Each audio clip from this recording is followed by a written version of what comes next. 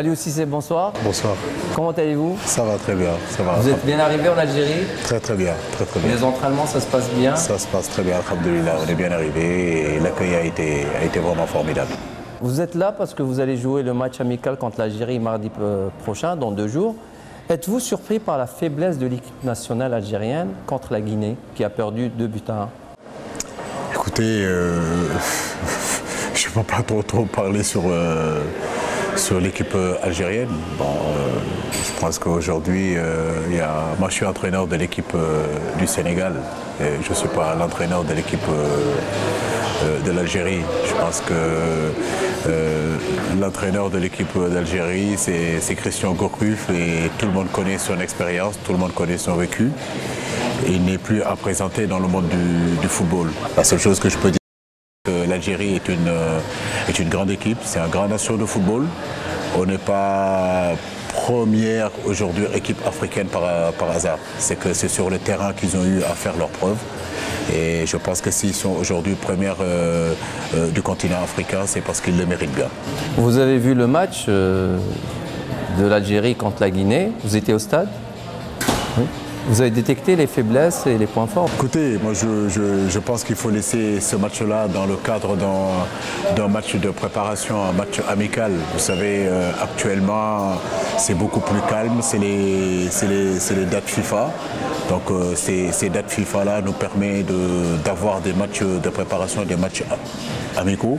Ce match, pour moi, contre la Guinée, reste un match amical où bien sûr l'entraîneur doit en profiter pour trouver des complémentarités, pour donner plus de temps de jeu aux garçons qui n'ont pas l'habitude de jouer. Et vous savez, un footballeur professionnel ne prépare jamais un match amical comme un match de compétition. Donc il est très difficile par moment de les motiver pour qu'ils jouent à leur meilleur niveau. Mais pour moi, ça doit rester juste sur un cadre amical. Justement, comment vous préparez ce match contre l'Algérie de ce mardi au Stade Saint-Louis? Très bien. Moi, j'ai eu à rencontrer Christian Gourcuff à la COSAFA Cup au mois de mai. En Afrique du Sud, alors que lui, je crois qu'il était venu superviser le Seychelles ou je crois, je ne sais pas quelle équipe, et que moi j'étais venu superviser la Namibie qui était dans notre poule. Et c'est vrai qu'on a eu à échanger, à savoir que ça aurait été bien qu'il y ait un match amical entre l'Algérie et le Sénégal. Et je pense qu'aujourd'hui, pouvoir jouer ce match-là, c'est un privilège pour nous, pour le Sénégal. On joue la première équipe africaine. Ça nous permet, si vous voulez, de continuer à progresser, de continuer en tout cas à mettre en place notre identité de jeu et surtout essayer en tout cas de faire douter cette équipe algérienne si c'est possible. Vous avez été nommé le 5 mars 2015 à la tête de la sélection du Sénégal. Vous êtes en reconstruction. Vous avez injecté de nouveaux joueurs, des jeunes. Comment ça se passe? Non, je ne dirais pas en reconstruction parce qu'on ne peut pas passer tout notre temps, si vous voulez, à reconstruire. Je pense qu'il y a un noyau qui est là. Je pourrais dire même que 80 à 90% de l'équipe qui était à la CAN, si vous voyez bien, c'est la même équipe qui est là aujourd'hui. Parler de reconstruction, c'est comme si mes prédécesseurs n'ont pas fait du bon travail. Ils ont fait du bon boulot. Moi, je suis dans la continuité. Au niveau de la fédération aussi, ils ont voulu miser dans la continuité en me faisant confiance. Le noyau de ce groupe-là, je l'ai eu aussi aux Jeux Olympiques en 2012. Donc, je connais très bien. Donc, c'est juste une continuité. Mais effectivement, chaque entraîneur doit apporter du sang neuf, apporter aussi des joueurs pour justement que l'équipe continue à se développer. Comment ça se passe, votre rapport avec la presse sénégalaise qui n'était pas vraiment tendre avec votre prédécesseur Alain Giresse durant la CAN, surtout durant la CAN? Ça se passe bien? Je pense que partout dans le monde, la presse est très proche en tout cas de l'équipe nationale. L'équipe nationale est un baromètre pour moi en tout cas au niveau du pays, c'est important. Quand l'équipe nationale marche, on peut dire que toutes les branches de la société marchent plutôt bien. Quand ça ne marche pas, c'est beaucoup plus difficile. Donc c'est pour cela que dans une équipe nationale, il y a toujours une tension, il y a toujours une pression entre la presse et le sélectionneur sur les choix du sélectionneur, etc., etc. Mais je pense que ce soit la presse, que ce soit l'entraîneur, que ce soit les joueurs, ils ont tous à cœur en tout cas de gagner.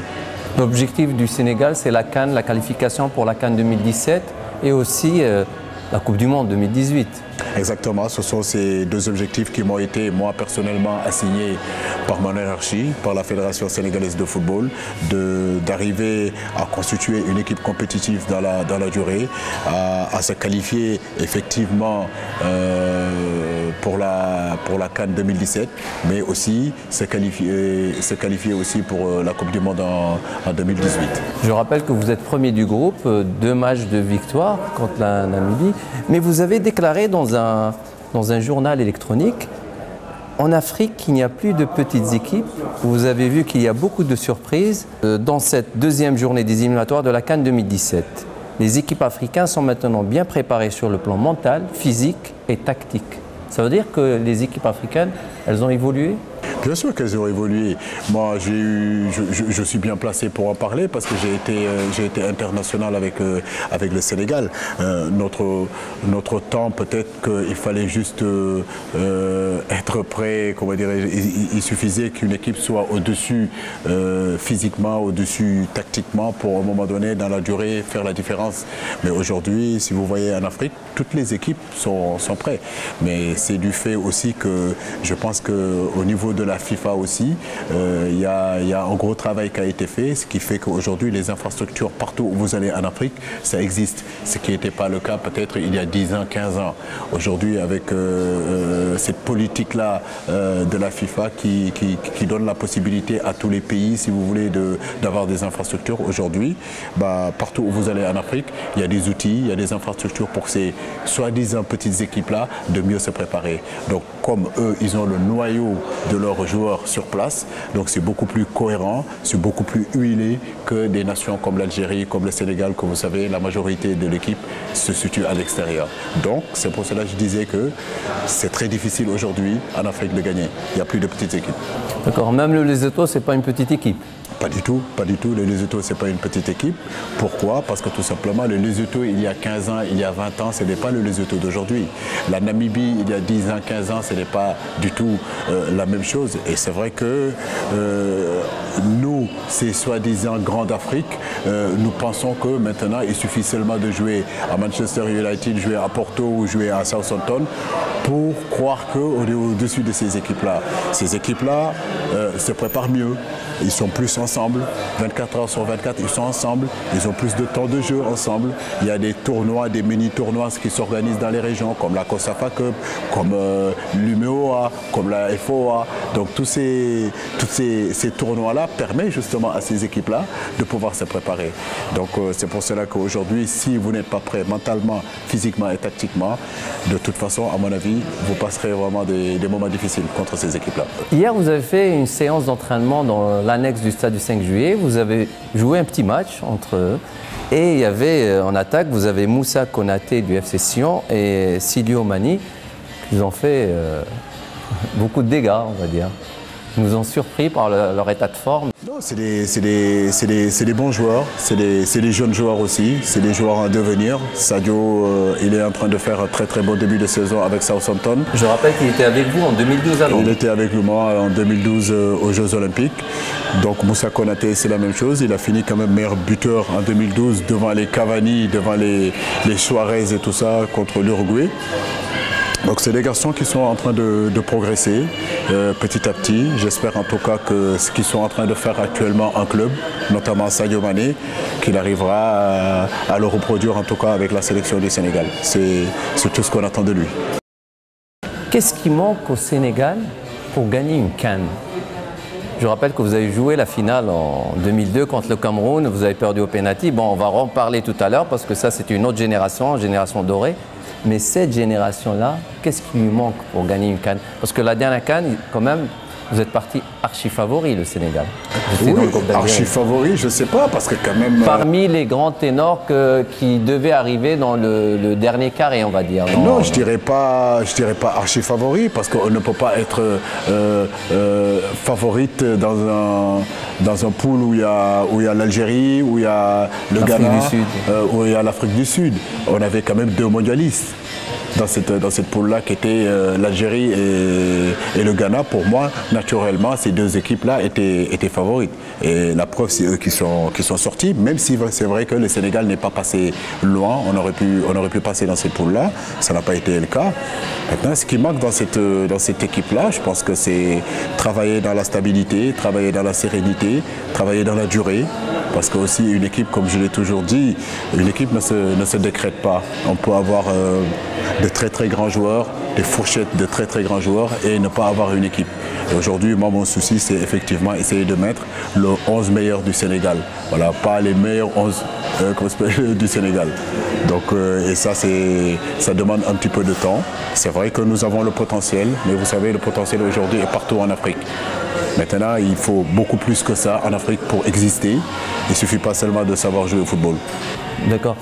Vous, autant que vous avez joué une Coupe du Monde, qu'est-ce que vous leur transmettez comme message ces jeunes joueurs qui arrivent comme ça, ils voient Aliou Cissé, l'entraîneur, le sélectionneur, ils sont surpris quand ils vous voient comme ça, vous discutez avec eux.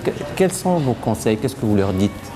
Non, je pense qu'aujourd'hui, eux, ils me connaissent parce que je pense que tous ces garçons-là qui sont dans cette équipe nationale, notre génération leur ont inspiré.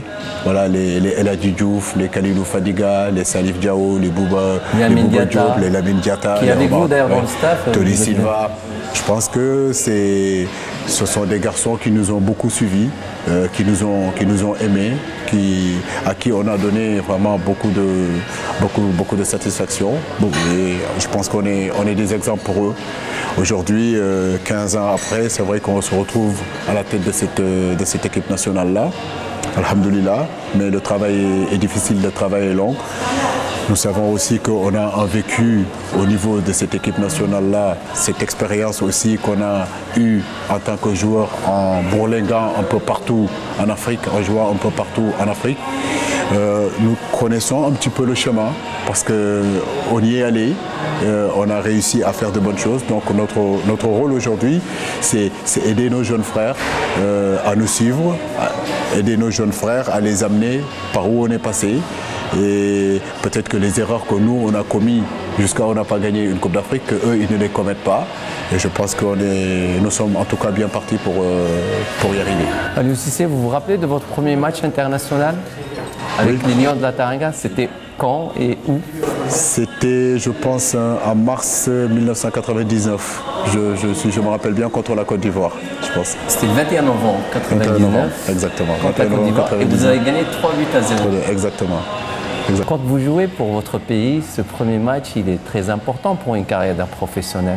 Vous l'avez vécu comment?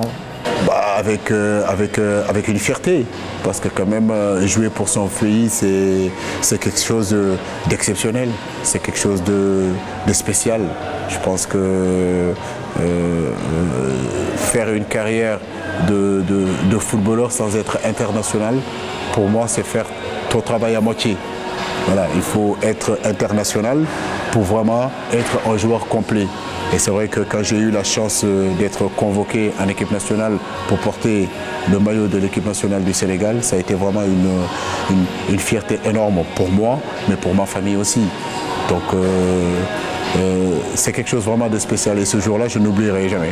Vous avez fait une carrière pro de 1994 à 2009, vous avez joué au Paris Saint-Germain, vous avez commencé à Lille, vous avez fait Sedan, vous avez joué en Angleterre.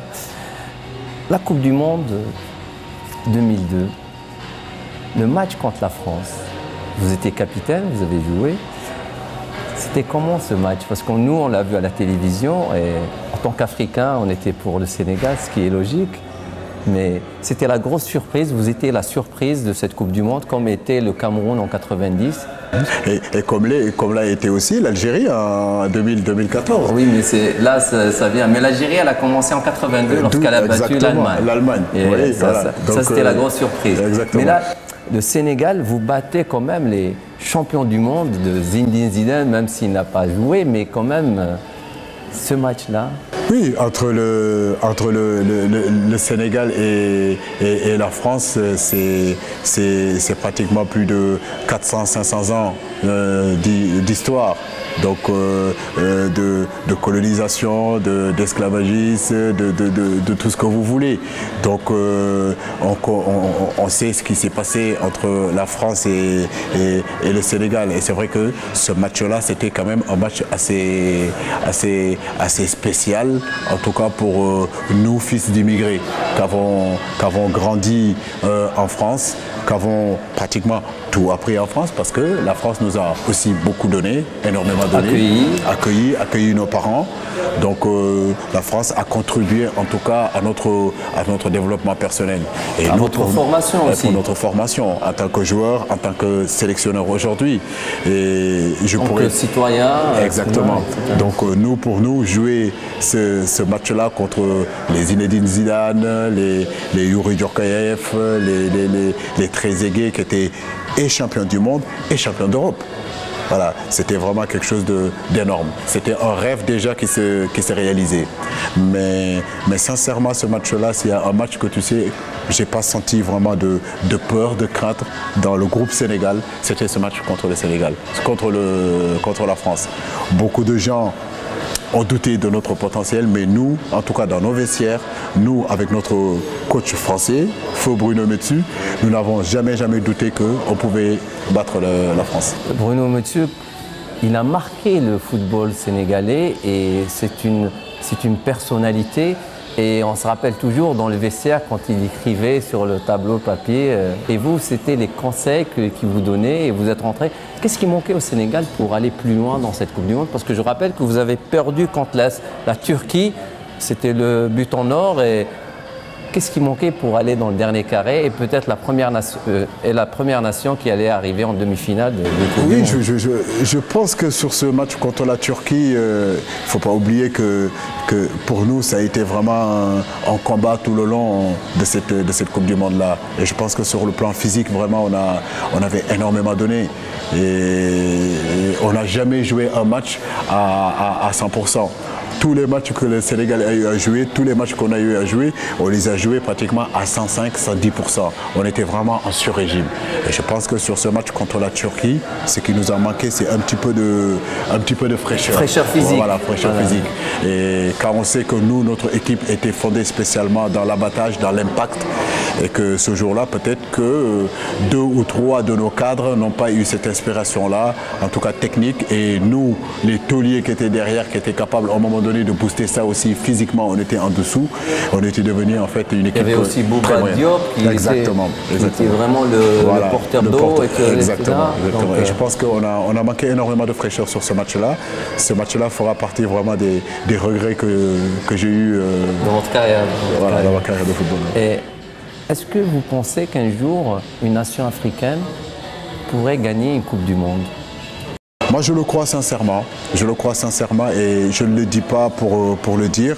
Il y a quelques années de cela, l'Afrique y allait, mais on se posait la question combien les pays africains vont prendre. Voilà, donc tu allais, tu prenais 4, 5, 6-0, tu revenais. Maintenant, quand on y va pour exister. Voilà, depuis 2002, on sent qu'il n'y a plus ce complexe d'infériorité des équipes africaines. Mais maintenant, quand on part à la Coupe du Monde, on y va vraiment pour exister. Voilà, on y va pour exister. Donc il y a des équipes qui sortent des poules. L'Algérie l'a prouvé. Je pense que le Nigeria aurait pu passer aussi. Le Ghana aurait pu passer. Donc ça veut dire que quand je regarde aussi les 2 équipes finalistes qui étaient l'Allemagne et l'Argentine, je peux dire que les 2 équipes africaines qui les ont causé beaucoup plus de problèmes dans ce tournoi-là étaient africaines. Le Ghana et l'Algérie. Le Ghana et l'Algérie. Donc ça veut dire que nous sommes capables de tenir tête à ces équipes-là, actuellement. Donc on n'a plus cette complexe d'infériorité. On est allé, on a vu, on sait que c'est possible. Maintenant, ça ne suffit pas d'exister seulement. Maintenant, il faut qu'on travaille pour aller les battre. Et ça, je pense que c'est possible. On vous appelle les lions de Teranga. Teranga, C'est l'hospitalité. L'hospitalité. Hein. Ah ouais. Vous avez une anecdote à me raconter? Pourquoi ce nom? Il y a beaucoup de... Le teranga, je sais pas comment vous dire, ce n'est pas, au départ, ce n'est pas l'histoire des lions en réalité. Parce que quand on parle teranga, le lion, il n'a pas d'hospitalité. Voilà. Mais je pense que le teranga, c'est surtout la société sénégalaise qui est faite de teranga, d'hospitalité. Au Sénégal, quand vous arrivez, vous êtes vraiment l'hôte de tous les Sénégalais. Partout où vous allez, vous serez accueillis. Même si les gens ne vous connaissent pas, ils vous souhaiteront en tout cas la bienvenue. Donc c'est ce mot-là, c'est cette façon en fait du Sénégalais de faire, d'être, dans sa façon, dans sa manière, dans son comportement. Et c'est là où est sorti le mot teranga, qui veut dire hospitalité. Donc si vous voulez, on l'a transmis un petit peu aux lions du Sénégal, qui veut dire les lions de la teranga. Eh ben, nous aussi, en Algérie, vous êtes le bienvenu. Merci beaucoup. Ah, et vous serez toujours le bienvenu. Merci beaucoup. Merci pour cet entretien. Tout le plaisir est pour moi. J'en profite aussi pour passer vraiment le bonjour à toute la communauté sénégalaise qui vit ici en Algérie. Voilà, on compte sur eux pour qu'ils soient en tout cas pour le match contre l'Algérie et que nous leur souhaitons en retard en tout cas une bonne fête de l'Aïd. Une bonne fête de Tabaski comme on dit chez nous, que la paix soit avec eux et que la santé les accompagne aussi. Merci beaucoup. Merci beaucoup. C'était Aliou Cissé, l'entraîneur de l'équipe du Sénégal qui va affronter l'équipe d'Algérie ce mardi à 20h30 au stade du 5 juillet. Quant à moi, chers téléspectateurs, je vous dis merci et à la prochaine. Au revoir.